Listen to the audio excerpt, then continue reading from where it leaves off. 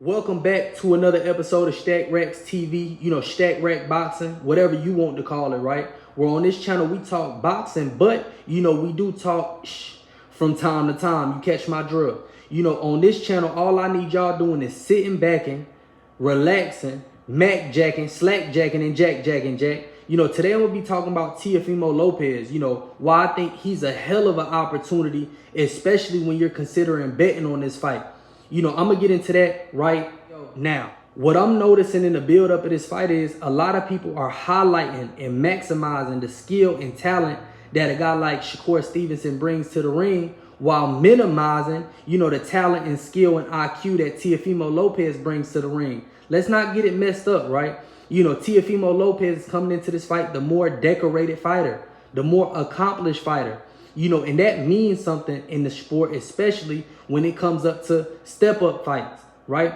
Teofimo Lopez has speed, not just speed with his hands, he got speed with his feet. What I'm noticing is that, a lot of people who are getting on here talking about this fight are not bringing up the fact that Shakur Stevenson is injury prone. I could see him hurting his hand in this fight and Teofimo Lopez taking advantage of that, contrary to what we seen with Josh Padley. Josh Padley came in that fight, obviously working a day job, just so happened that he was in enough shape, to make weight. But, he wasn't equipped to take advantage of that. Teofimo Lopez is equipped to take advantage of that. Don't get it wrong. I want both of these fighters to come in 100% in shape, 100% healthy, 100% ready, to put on a spectacular performance for these fans. But you got to take that into consideration, especially if you're somebody that's betting on this fight. That Shakur Stevenson has hand problems, right?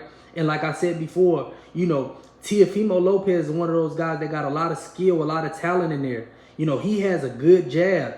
He has good footwork. He has the ability to close the distance and cut off the ring. And all of those tools, all of those abilities, can assist him in winning a fight. Let's not forget that judging in the sport of boxing is changing, primarily focusing on boxers that slick, counter punching, to now, they're looking for boxer brawlers, guys that box, but, that could step on the gas, right? We seen that in the first Shakur versus Conceição fight. I thought Shakur boxed his way to an easy win, right? Judges saw it different. So in conclusion, I feel like Teofimo Lopez has a lot more opportunity to win this fight than a lot of people think.